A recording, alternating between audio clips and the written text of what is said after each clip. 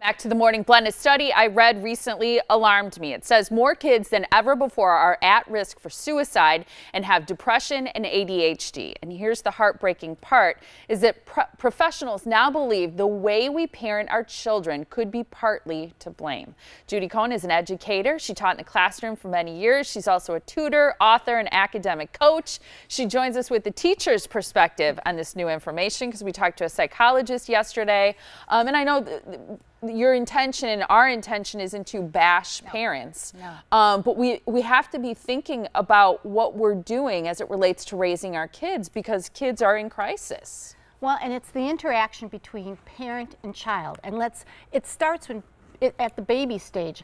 My daughter-in-law, who's a counselor in Portland, sent me a clip about a mother sitting in front of her baby, and they were talking, they were cooing, they were animated.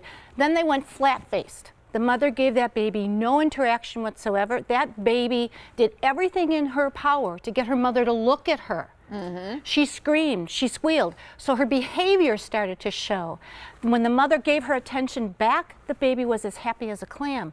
We have to look at the interactions between us as parents and our children. And unfortunately, we live in a very technological society, and devices have now become the electronic, I call them electronic pacifiers. Yeah, and attention isn't just enough, because I think in some cases parents are giving kids lots of attention, but it has to be maybe the right kind of attention. So first I want to talk about some of these statistics. 1 in 5 kids now has a mental health problem. There's a 43% increase in ADHD. There's a 37% increase in teen depression. And then look at this one, 200% increase in suicide in kids age 10, which is super young. That's like 5th grade to 14, which is 8th grade, freshman year in high school. Middle school, high school. Yeah, so one of the things you say, so let's say we acknowledge that this is a problem and that maybe we can be doing things a little bit differently to help improve these types of numbers that we're seeing. What does it mean when you say to be emotionally available to connect with our kids? Our connection to children is our conversation with them. I'm looking at you, talking to them. I am not on my phone checking Facebook, checking Amazon, looking at my text messages. I'm spending time looking at you. If we gave a child every single gadget in this world and someone to cook and clean for them, you know what they'd be missing? You.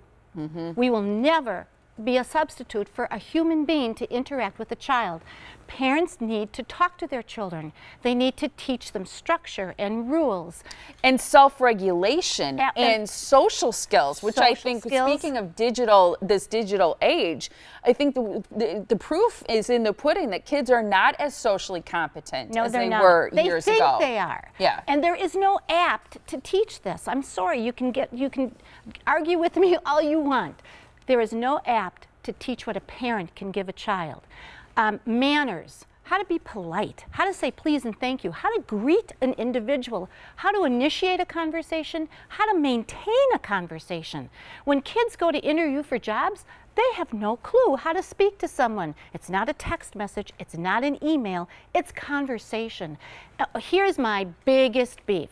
The dinner table, the restaurants, the malls, the walking down the streets. We've become the Walking Dead zombies with our cell phones. We were just at a restaurant in Grafton, beautiful restaurant outside, and a family sits down and they're conversing and they're talking and they're ordering.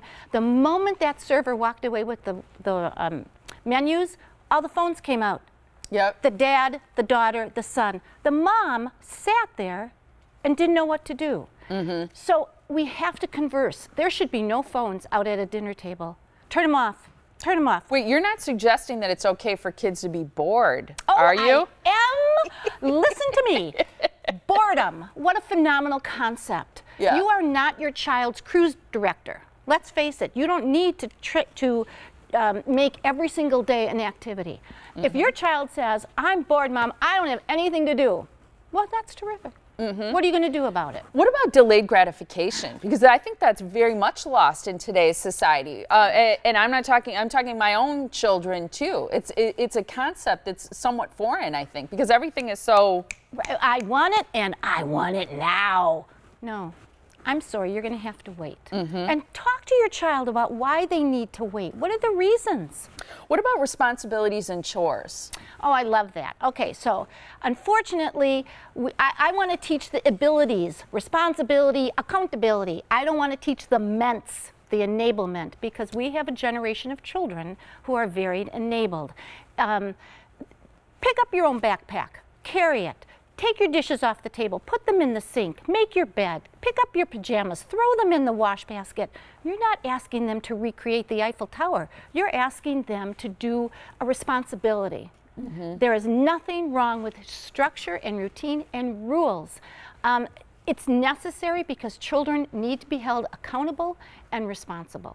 Manners in restaurants, that's another big beef with me. My son-in-law was an executive chef in a restaurant in Chicago, and when my granddaughter was old enough to sit in a restaurant, he said, she's going to sit.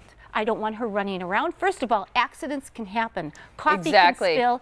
Be responsible for her behavior, and I'm totally in agreement. And that accountability is key, I think. So great to see you, Judy. These are alarming statistics. I think as parents, we all have to take the responsibility to help raise responsible kids. You can find out more about Judy and her tutoring at lakesideenducationalservices.com. Always a blast to see you. Thank you.